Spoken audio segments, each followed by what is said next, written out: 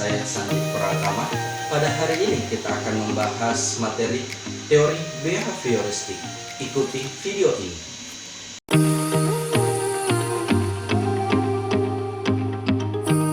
Adalah teori yang mempelajari perilaku manusia.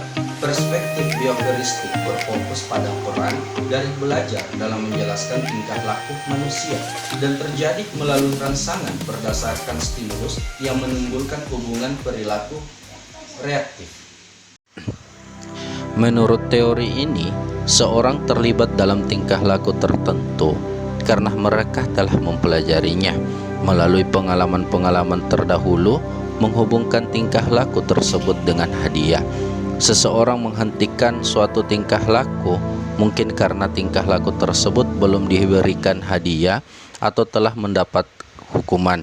Semua tingkah laku yang baik, bermanfaat ataupun yang merusak merupakan tingkah laku yang dipelajari. Dalam belajar, siswa seharusnya dibimbing untuk aktif bergerak, mencari, mengumpulkan, menganalisis dan menyimpulkan dengan pemikirannya sendiri, dan bantuan orang dewasa lainnya berdasarkan pengalaman belajarnya. Inilah yang disebut belajar dengan pendekatan inquiry terbimbing.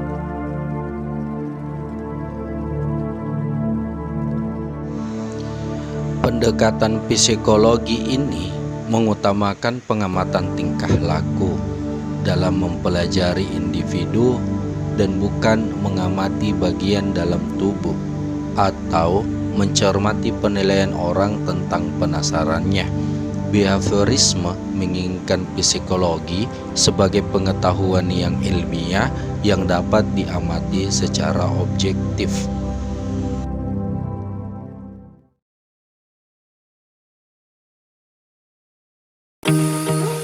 Tentang perkembangan behavioristik ialah sikap, kebiasaan atau pola perilaku yang dibentuk selama tahun pertama menentukan seberapa jauh individu berhasil menyesuaikan diri dalam kehidupan mereka selanjutnya.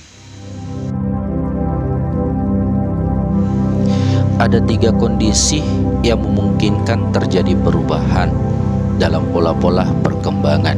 Yang pertama, perubahan dapat terjadi apabila individu memperoleh bantuan atau bimbingan untuk membuat perubahan.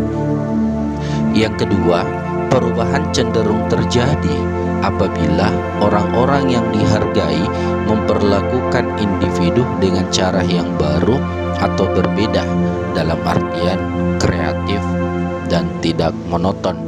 Dan yang terakhir, apabila ada motivasi yang kuat dari pihak individu sendiri untuk membuat perubahan dengan mengetahui bahwa dasar-dasar permulaan perkembangan cenderung menetap, memungkinkan orang tua untuk meramalkan perkembangan anak di masa akan datang. Selanjutnya, aplikasi teori behavioristik dan ciri-ciri terhadap pembelajaran. Adapun yang pertama, aplikasi teori behavioristik yang membahas 1. Mementingkan pengaruh lingkungan. 2. Mementingkan bagian-bagian.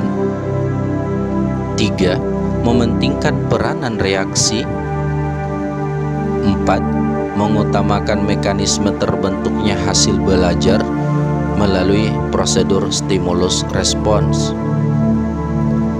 Yang kelima, mementingkan peranan kemampuan yang telah terbentuk sebelumnya. Yang keenam, mementingkan pembentukan kebiasaan melalui latihan dan pengulangan. Dan yang ketujuh, hasil belajar yang dicapai ialah munculnya perilaku yang diinginkan. Adapun ciri-ciri teori behavioristik.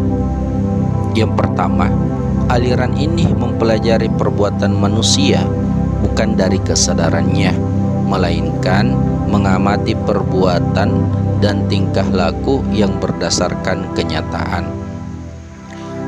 Kedua, segala perbuatan dikembalikan kepada refleks. Yang ketiga, behaviorisme berpendapat bahwa pada waktu dilahirkan semua orang sama. Itulah tadi materi yang kita sudah sama-sama bahas. Kita telah membahas terkait dengan teori behavioristik.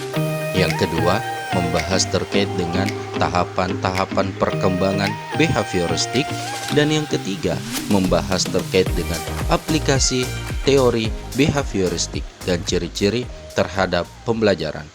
Jadi cukup sekian, tunggu video pembelajaran selanjutnya. Wassalamualaikum warahmatullahi wabarakatuh.